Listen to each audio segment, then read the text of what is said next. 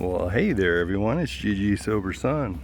A little later in the day today, May 4th, AA Thought for the Day. When I was drinking, I always tried to build myself up. I used to tell tall stories about myself. I told them so often that I half believe some of them now, even though I know they aren't true. I used to hang around the lowbrow bar room so I could feel superior to the other customers. The reason I always tried to build myself up was that I knew deep down in my heart that I really didn't amount to anything. It was a kind of defense against my feeling of inferiority. Do I still build myself up? Yeah, you put a pretty woman around me that shows even a kindness. And I was just telling a couple of women that were here before I got here about some kayaking adventures that I had, and I just can't help it. But I think today it's more about conversation than it is about, trying to build myself up. More so than it used to be, that's for sure. I know when I first joined the Air Force, it seemed like every other guy had better stories to tell than I did. And it made it harder to tell my own actual stories. And, it's sort of because I was self-conscious about, that this sounds kind of lame compared to that guy's stories, because it was all about comparison, right? And I was so heavy into comparison, it was inescapable. But in recovery, I got a new identity. They talk about a psychic change. Well, that psychic change comes about by having a new identity. I know that I'm a child of God. I'm in the kingdom, for lack of a better term. And my identity is connectedness. That's why, when I first pulled up here, I saw some people already parked here and by the water, and my first instinct was to stay separate, to stay apart from. And rather than do that, well, there might have been a part of me that's like, if I go down there, they might that may cause them to leave. But I've been studying more about connectedness, and so I thought, well, let me go down there. We might have a conversation. We might have an enjoyable conversation, and it was a short conversation. The lady told me that she swam when she was a preteen, apparently, from here over to the island. And so her mom was here, and she was like, yeah, you shouldn't tell your daughters that. Yeah, I'd be a little nervous about my young daughter swimming that far. It's a hard thing, as she said. Yes, she did a hard thing. She expected her mom to be, proud of her.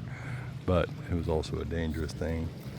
However, all this came about because I chose to get out of my car and walk down and sit on the bench.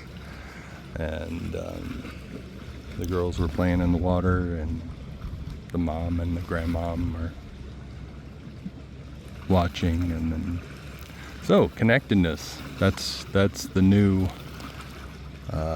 thing that I've been studying on. And connectedness also helps with asking questions of people rather than talking more.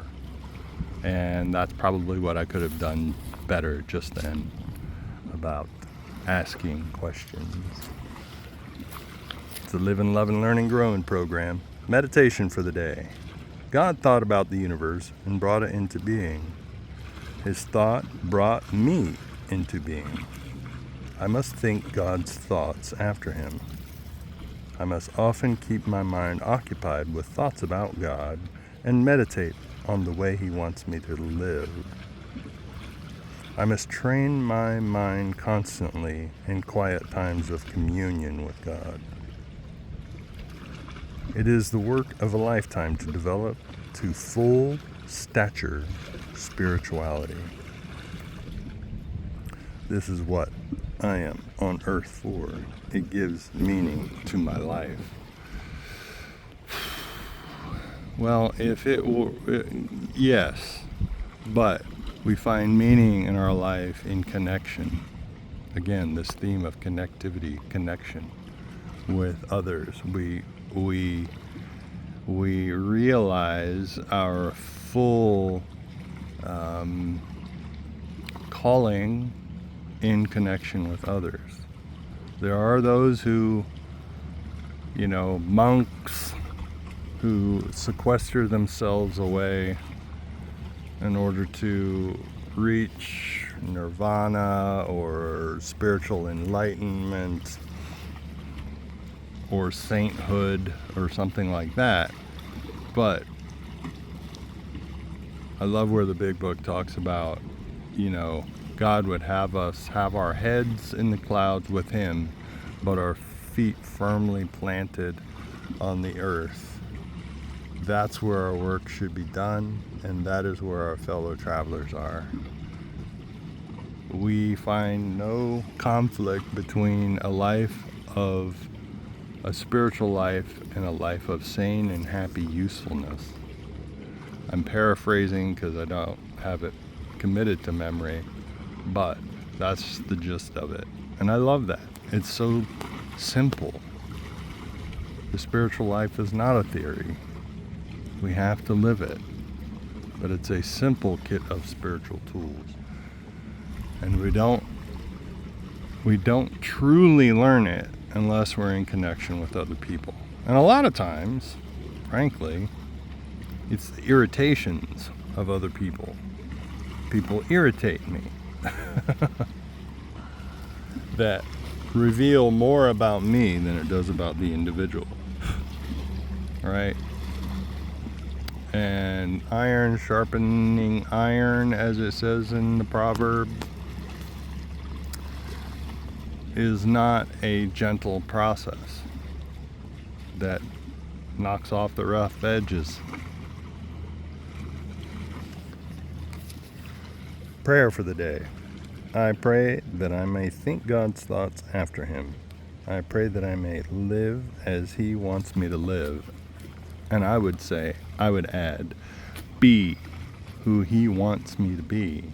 I find my identity in the God of my understanding. And most of that identity is discovered in connection with others. Because as I follow my calling, I have the mind of God, right? I can tap into the mind of God, but oftentimes it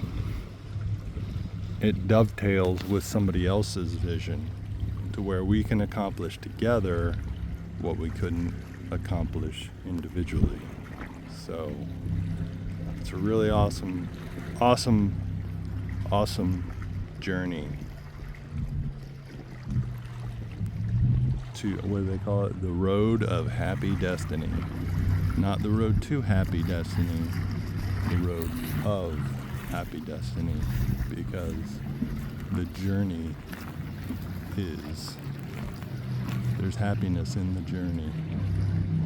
So keep coming back, y'all. Love ya. Look up. Aim up. Rise up.